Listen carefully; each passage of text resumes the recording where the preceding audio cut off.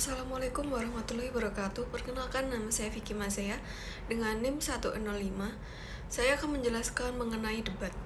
Pengertian dari debat, mungkin dalam kehidupan sehari-hari kita akrab dengan aktivitas debat.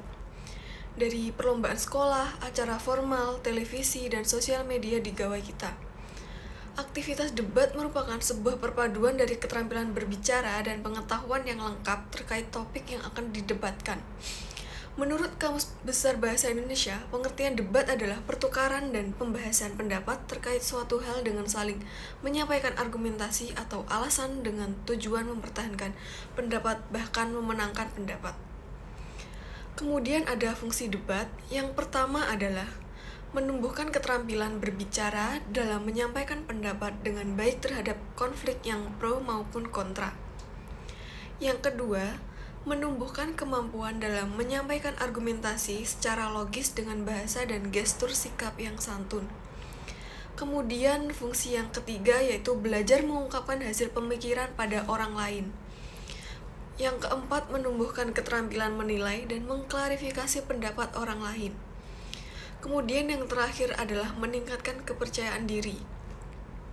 Selanjutnya terdapat tujuan debat. Yang pertama sebagai cara untuk menampilkan, meningkatkan, dan mengembangkan komunikasi verbal. Yang kedua berusaha meyakinkan orang lain bahwa argumen yang dimiliki merupakan argumen yang paling tepat untuk disepakati dan disetujui.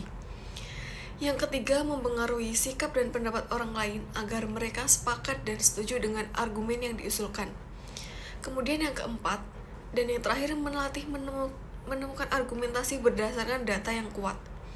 Kemudian ciri-ciri debat. Yang pertama, setiap debat mengutamakan antara pihak pro dan pihak kontra. 2. Satu sama lain saling mempertahankan pendapat atau argumennya masing-masing.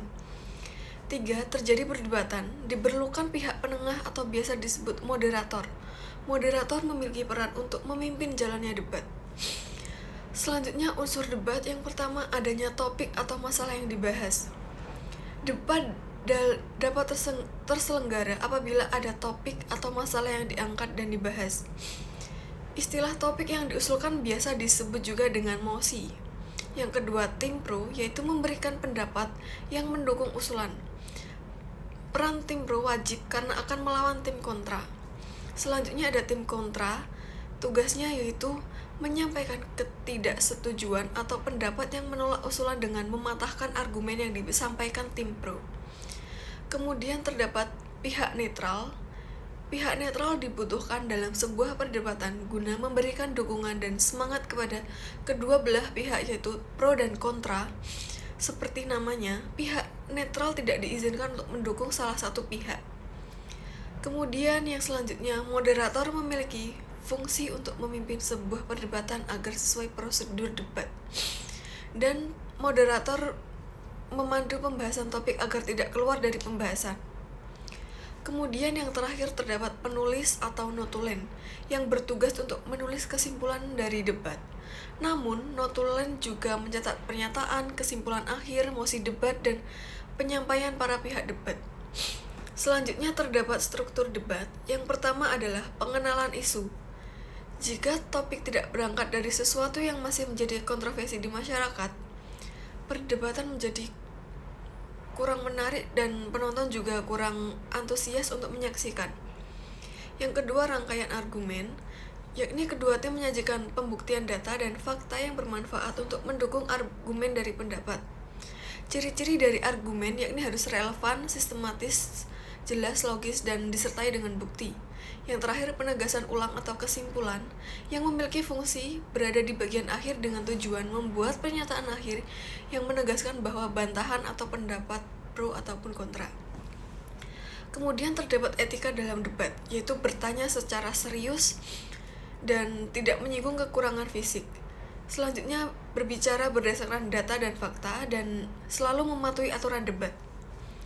Kemudian terdapat jenis-jenis debat. Yang pertama, debat parlementer yang bertujuan untuk mendukung undang-undang yang akan dibentuk.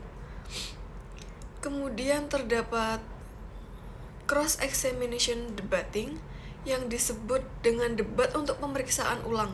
Debat ini bertujuan untuk menemukan kebenaran dalam pemeriksaan yang pernah dilakukan dahulu. Biasanya, debat ini disertai dengan banyak pertanyaan yang saling berhubungan satu sama lain. Yang selanjutnya ada formal konvensional atau educational debating. Debat ini termasuk debat formal konvensional atau debat pendidikan. Debat pendidikan ini bersifat mengarah pada hal baik untuk kedua belah pihak. Secara pelaksanaannya, sifat debat jenis ini adalah kompetitif karena bertujuan untuk membentuk mentalitas dalam menyampaikan pendapat dan pada akhirnya ingin mengembangkan keterampilan di antara peserta debat.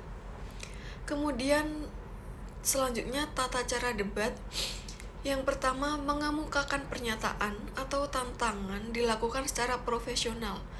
Artinya tidak menyinggung unsur pribadi.